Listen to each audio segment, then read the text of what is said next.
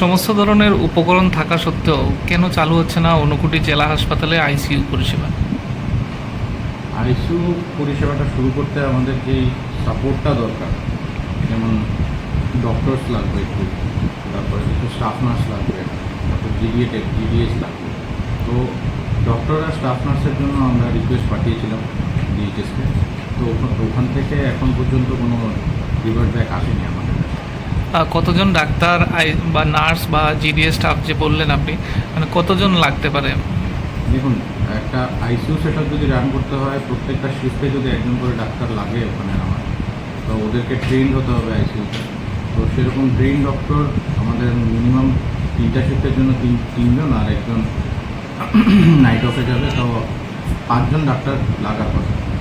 আর nurse কতজন লাগবে? Nurse একটা শিফটে যদি আমি একজন করেও ধরি, তো সেই 5-6জন নার্স আমার লাগবে। আর জিডিএস স্টাফ?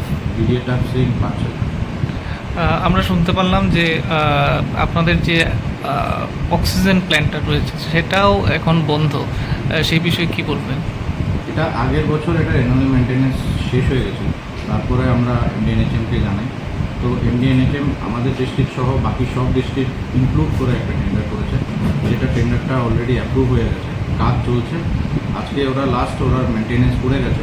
তো খুব সম্ভবত নেক্সট উইক বা এই উইকের লাস্ট পার্ট থেকেই কাজ শুরু, অক্সিজেন প্ল্যান্টের কাজটা স্টার্ট হয়ে যাবে, অক্সিজেন প্ল্যান্ট শুরু। প্রত্যেকের জীবনের স্বপ্ন থাকে পড়াশোনা শেষ করে কর্মজীবনে প্রতিষ্ঠা পাবার। এই দিক দিয়ে আমি সফল শুধুমাত্র একটি কারণে, সেটা হলো আমার কলেজ টিপস, যেখান থেকে গ্র্যাজুয়েশন কমপ্লিট করে উচ্চতর শিক্ষা নিয়ে আজ আমি সফলভাবে প্রতিষ্ঠিত। টিপসে পড়াশোনা ছাড়াও নিজেদের কেরিয়ারে কিভাবে অনেক বেশি মাত্রায় সুযোগ পাওয়া যায় তার সবকিছুই হাতে কলমে শেখানো হয়।